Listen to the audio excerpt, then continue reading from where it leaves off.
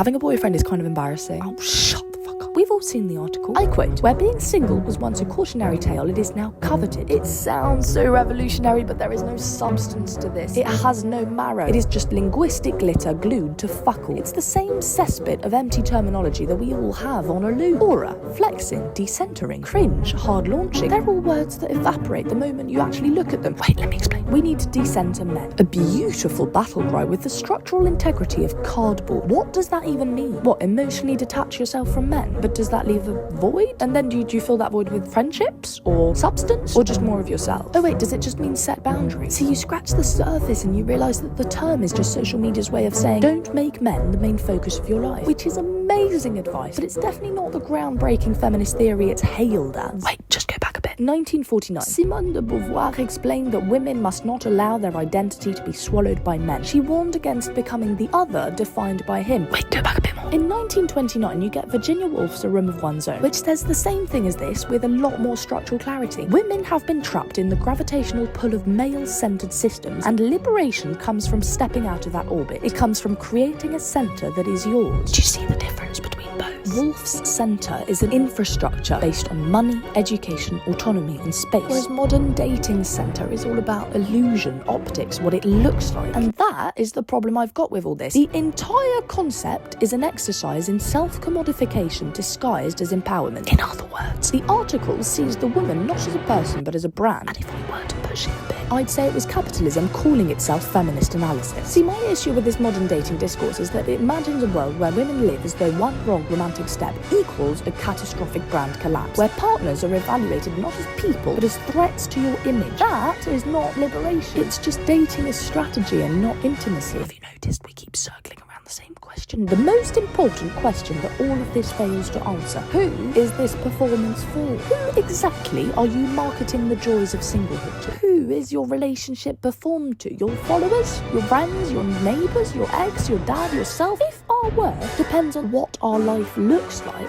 well then there's no worth left to speak of. Because once you reduce yourself to a brand, you see, you become a product. And once women become a product, well, oh wait, didn't Virginia Woolf say something about that?